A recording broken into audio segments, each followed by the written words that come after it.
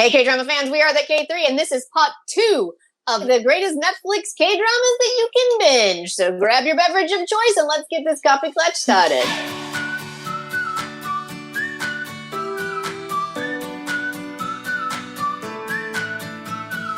All right, first up, slice of life, ladies and gentlemen. Slice of life, because what a better way to start your K-drama journey than slice of life. And first up is the Reply series, which is like 6 shows all in itself. That's right. It's actually 3 different series: Reply 1997, Reply 1994, and Reply 1988. And you should watch them in that order. I did not, and that was a mistake. Not a mistake, but there are some cameos. Gotcha. And Reply 1994 really makes a lot more sense if you watch Reply 1997 first.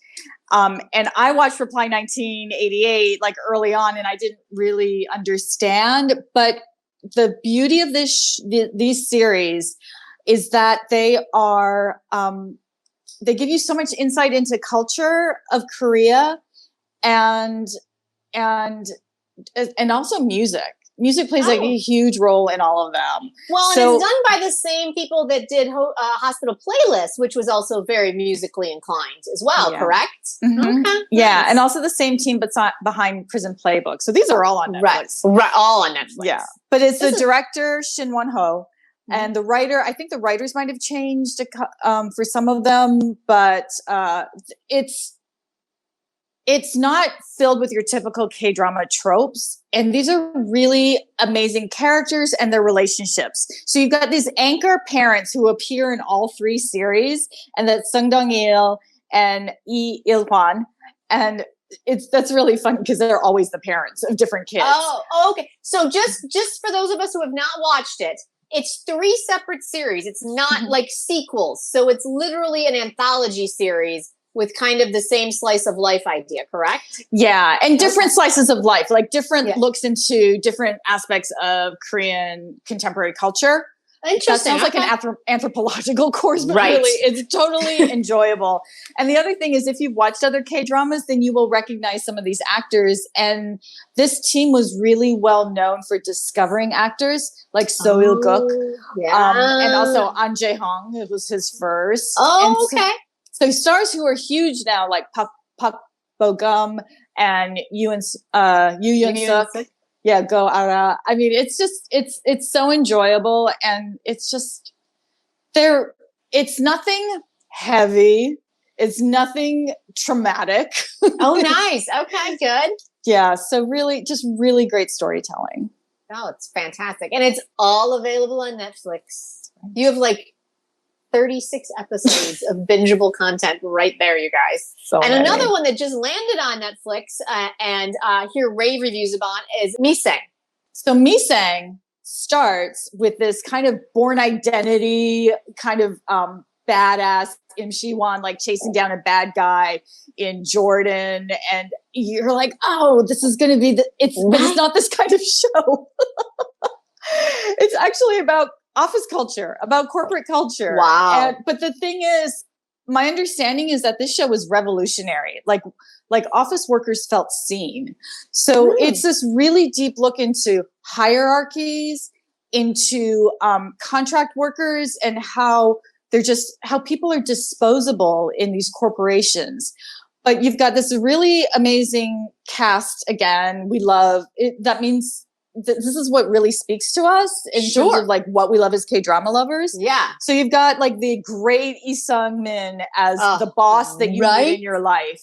Yeah. And then Kim Dae-myung is your coworker who we just saw on Hospital Playlist. But you've got this group of kind of first year entry level workers. So Kang Sora, Kang Hanul, who's from Camellia, When the Camellia Blooms, and then Byun Yo-han from Mr. Sunshine. This was his first drama.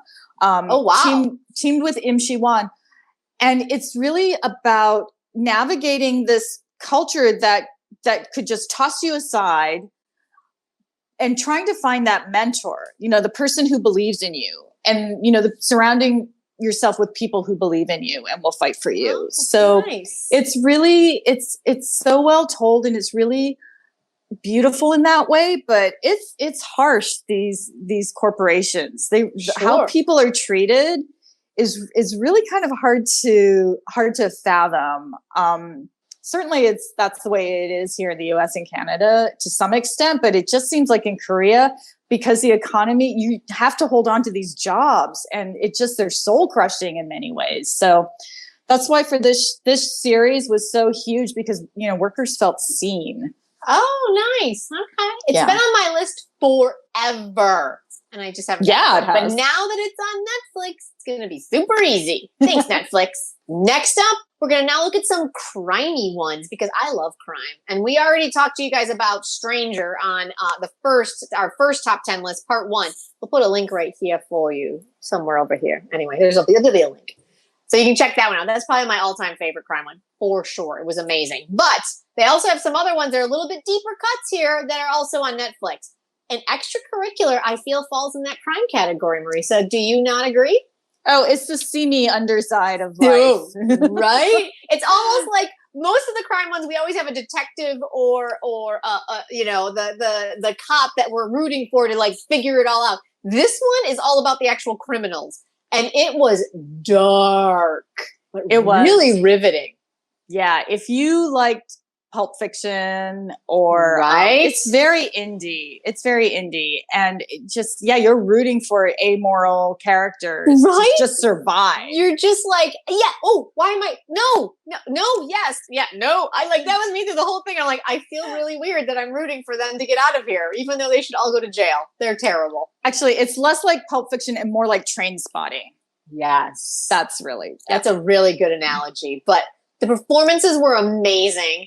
The story was tight because it's only 10 episodes, and because it's a Netflix original, they're not full hours. So you can bust through this one in probably one sitting, though I'm not sure I would recommend that. I would recommend maybe breaking this one up a little bit. It was a lot. Can your stomach take it? It's it's brutal in a couple of different ways. Right? It's very underworld seamy. I know these are high school kids, but they are involved in all kinds of illicit activities. So depending on where your morality falls, this might not be the show for you. It might not. But totally loved it. I was surprised how much I enjoyed it. And I just have to give, Chae Min-soo is the one who I was all in on. He plays our kind of Mr. Lee. Mr. Lee. He was that mysterious, protector. And he was my favorite in the whole show. But I was really, the actors were great. The story was great. Yeah. So that's Kim Dong-hee as Oh Ji-soo, our main protagonist, and his partner in crime, Park Ju-hyun, who played Guri. And then also Jung Da-bin, who is kind of the girl that she's living a tough life, that one. Right? And I felt like, even though she was a main role, but she wasn't like our main two leads. She was kind of the linchpin for the whole story, which I found was really interesting when you got to the end. So definitely. It's exciting. There's the word on the street is there might be a season 2, but we don't know for sure yet. But you can definitely watch this one and know that the story is sort of complete, for sure. And another really good crime one that everyone loved back in the day was Voice. And Marisa, I'm guessing you love this one just because it was Chang Hyuk. I love him. I know you do. So Chang Hyuk as a cop on a revenge track because his wife was murdered. Oh, is all the emotions. I feel like that is the standard Chang Hyuk trauma. I feel like I've heard that description a few times with him. He is so amazing when he's like bucking against the system and fighting for what he believes is right. He's so deep guttural intensity. Yeah, and he's such a great physical actor. So fights. You tune in for fight scenes. Yeah. So it's Jang Hyuk who plays a detective, and Lee Hana she's very stoic, but she's like the competent head of the emergency response team. She's like in control of the control room, like calling all the shots and looking at all the cameras. So, and of course they're butting heads until they come together. Of course. So in terms of like a procedural, this is just solid. And then you've got, come on. Kim Jae-wook as like this psychotic serial killer. It's just like this show. It's great. I mean, I started it and wasn't really loving it, but the more people I didn't know who Kim Jae-wook was at the time, so I didn't get to the point where he showed up in the show. But now that we're talking about it, I'm kind of like, I might have to go back and watch it because watching him play such a different character, I think would be really enjoyable for me. Yeah, he's totally brutal in this. So it's bingeable if you're looking for this is a different kind of seamy. Right. But yeah, it's more of a traditional cop hunting serial killer show. I'm not gonna. I love those kinds of shows. I can't believe I didn't enjoy this one more when it first came out. But maybe I was just too new. Maybe I was just way too new, and I just was like, this is not working for me. I'm moving on. But maybe I need to rethink that one for sure. But ones that I enjoy a lot are the historical ones. And a couple of them just landed on Netflix that I'm super, super excited about. First one being Chicago Typewriter. I enjoyed Chicago Typewriter so much because it not only was a reincarnation story, which is my jam. Like, you give me a reincarnation story and I love it. But it also had a mystical typewriter, which amazing, right? It was, the historical part was back to the resistance in the 30s and 40s. It wasn't Chosen era. So we got this entire different historical viewpoint that I just really, really loved. And it was just it was all those things. It was exciting and it was exhilarating and it was heartbreaking and it was tragic and it was life affirming. Like, it was all those things. I loved it. It was just so good. And yeah. So the three stars of the show, Yuan, Im Soo-jung, and Go Kyung-pyo. So both so different in the different worlds, and Yuan embodying this petulant, super famous author was just, you could tell it was so much juicy fun for him. Oh, right? Yeah. So great. You understand why he's such a huge freaking superstar. Yeah. Im Soo-jung, I mean, she's just so good no matter what you give her. Like, she's an amazing actress. And so the two of them together was riveting to watch, and they just popped off each other. Like, it was so great. And then you get one of our favorite puppies, Go Kyung-pyo, and you could tell that he's a much greener actor than those two, but he fit in so well. Like, he finished off that triangle for sure. I just thought it was just so beautiful. Yeah. I did. I loved it. Chicago Typewriter. It's got some heavy lifting that you got to get through, but I thought it was so worth it by the time the show was over. And another one that not as much heavy lifting, but you get to go back from the Chosen era, was Live Up to Your Name. This was one of the first like historical, time jumping ones that I got into, and it's really wacky. But I just was so emotionally invested in it. I really enjoyed it, and such a fun binge, in my personal opinion. Did you get through it, Marisa? Yeah, and it was, it's funny because it's from 2017. It feels a little older because a lot of the tropes are there. And you have these magical acupuncture needles that Kim Nam-gil has. And Kim Nam-gil, he, for me, kind of embodies all that is K-drama, because he can turn from serious and wounded and hurt to wacky and tripping over himself on a dime. And I'm like, that is what K-dramas are. Exactly. I really just enjoyed how much their relationship grew. It was Kim Nam-gil and Kim Ah-jun. They came from two different times. She was a Western doctor in 2017, and he was a Chosen doctor back in the Chosen era. And the whole construct is that because of these magical acupuncture needles, when he gets killed, if he is in possession of the needles, he gets transported. Because sure, why not? I was all in. I was all in. I loved their chemistry. I loved the other the ensemble cast around them, and all the things that were happening, and the decisions that had to be made. And there was some just so K-drama, like separations that you're just like, oh God, how is this gonna make it? How are they gonna get back together? I don't know how it's gonna work. Oh, it's just so, I was all in. And I know. Yeah. So this is what's so enjoyable about K-dramas, and this is why it's so bingeable. It's just, it's the wacky setup of time travel. Right? It's crazy. It is. And, it's Western medicine versus Eastern medicine. And and that just kind of embodies the conflict between the two of them. And so when they come together, but totally worth a binge. Totally worth a binge. Now, if we move into another historical that was more in the romance category, that would be probably one of my favorite K-dramas from 2019. And it was Rookie Historian Go Ryung. Listen, she was our feminist icon we did not know we needed. And if you want it, get on that. If you are into women's empowerment and doing their thing and being in charge of your own destiny, I loved it so much. I loved it so much. It was a surprise. We weren't expecting that. So we had Shin Se-kyung as our rookie historian, but also paired with Park Ji-yeon, Lee Ye-rim, and Jang Yu-bin. These women working in the palace. Is that accurate? I don't think so. I don't think so. Position, but I still loved it.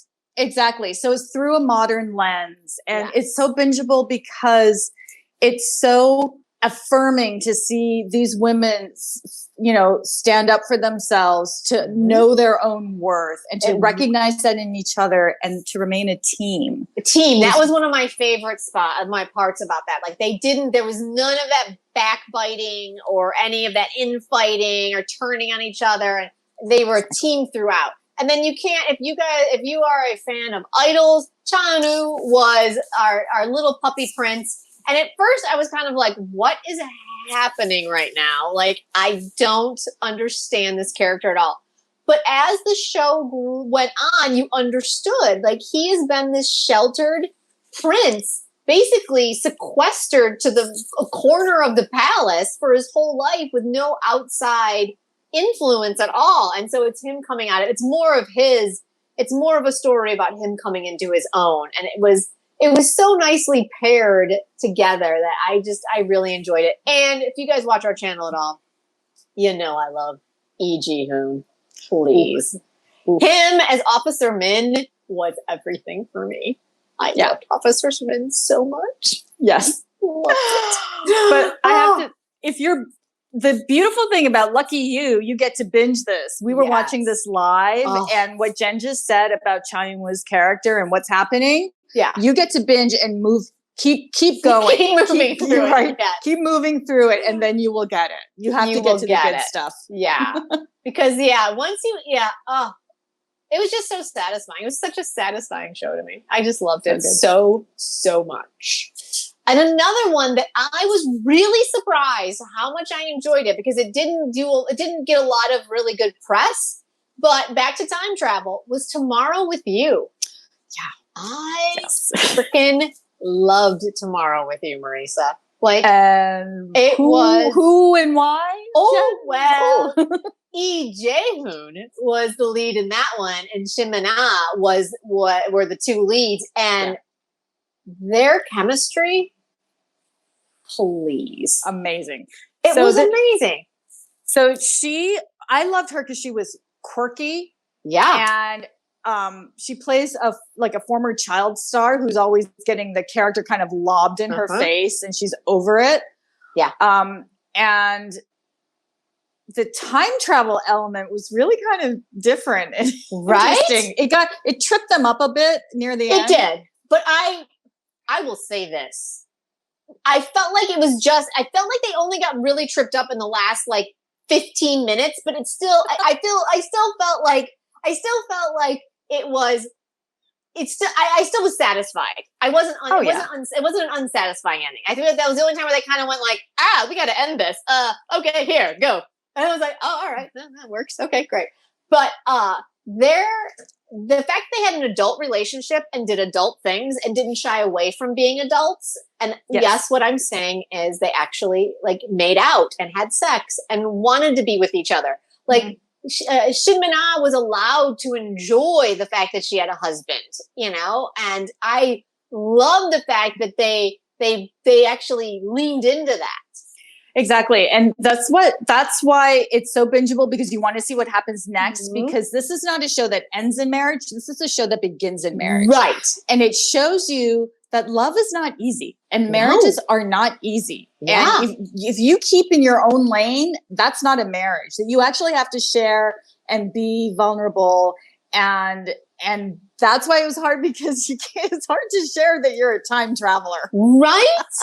Yeah. So it was really, I loved it so much. I really did. Like, I think I've watched the last couple of episodes repeatedly a few times. I'm not going to lie. Yeah. Like, it was super satisfying. I highly, highly recommend it. Do not pay attention to the weird reviews out there. Get on this one. Yeah. And then one that there's quite a bit of debate about the ending, but I was all in on a lot of what was happening with, because this is my first life. Now again, this is one of mine. I think yours too, Marisa. Like one of our first K-dramas, like not right away, but it was in our first wave, kind of. Yeah. In there, and so for me, it was one of the more adult that I had seen, because a lot of the ones I started on were not very adult. Like there was a lot of that, you know, those old K-drama tropes where it was like a kiss was just this, and these guys were actually having real relationships. So we have 3 couples in 3 very, very, very different relationships. Yeah. And different relationships than we had really seen in K-dramas. So at first we were like, what's happening here? But, this grew on us so much. So we have Lee Min-ki and Jung So-min in a relationship of convenience. Right. And the most beautiful cat. The most beautiful cat. Yes. Yeah. And then we have Isom and Park Byung-eun, both of our favorite CEOs. I love them so much. They were my favorite. I love them so freaking much. And then we have Kim Ga-eun and Kim In-suk as who's getting out of the military early. That's right. Because of COVID. He's getting out like this week. Our favorite puppy is back. That's right. So they're in a relationship that's maybe been going on a bit too long. Like maybe you met, like you started dating in high school. Yeah. And where are you at now? Yeah. You've grown. You've grown each other, right? Yeah. So. And so I really enjoyed the fact that we explored all 3 of those. So you explored the, you know, 2 people who are just doing it out of convenience because it's just easier to be in a couple in Korean society than it is to be single, for sure. And I enjoyed that exploration. And I really enjoyed the idea of exploring what's best, like exploring the idea of being independent and a couple and making that decision over and over again that you want to be together. Like that's what I loved about their relationship. Were there some story points that I was kind of like, yes, but I thought their overall arc was really good. But our CEOs being able to be badasses and Isom just being her Isomness of all, and how Park Byung-eun just adored her for it. Could not get enough of those 2. Yeah, for sure. I think you've got 3 different women really trying to find what makes them happy. Yep. And doing that, not just in the relationship environment, but in a work environment. Like, how can they be satisfied as complete women? And they end up with relationships that they fight for, you know, that they define for themselves. And it's just a very contemporary drama that way. Absolutely. So yeah, I highly recommend it. Is it perfect? No. Is it really satisfying? Absolutely. Yes. Will you find nuggets that you're like, yes, I will. You will remember forever? I highly believe. I truly believe that, because there are still nuggets about that show that even when I forget most of it, I'm like, oh man, that was such a great moment. I want to hang on to that one a lot. Yeah. So yeah, that's a great one. Yeah. And one that we just finished up that is now officially fully available to binge on Netflix, and one that I don't think we could have loved more. Mystic Pop-Up Bar. It had a little bit of everything. It had a little bit of supernatural. It had a little bit of romance. It had some time travel. Well, you know, because they were dead, you know, and so they were ghosts, sort of. I mean, it was reincarnation. It was all of it. And I loved every minute of it. It was. It had this element of fun, even when there were moments of tragedy and there were moments that it always just came back around to Hwa Jung-eum and Chief Gui, Playboy Chae Won-young, and Yuk Sung-jae. That it was always just so enjoyable and fun and frothy, even though they were dealing with people who couldn't quite get to the next life because there were things still holding them back. So right. And I will say this, and I said this in all of our reviews that we did about it. The level of kindness in the show and how their whole message was, if you just say a kind word to someone, you have no idea how much that's going to change your fate and their fate. And I just thought that was such a beautiful message to send out. That one, super bingeable, and I would recommend it all day. For sure. It's also 12 episodes. We were so disappointed. I was so bummed out. I was so 16. Sad. No, we all thought it was 16, and all of a sudden I was like, I can't believe it's over next week. And we're like, what?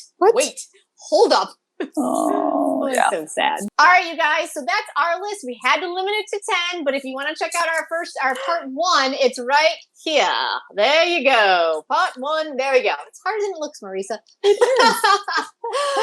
We're the K3. I'm Jen.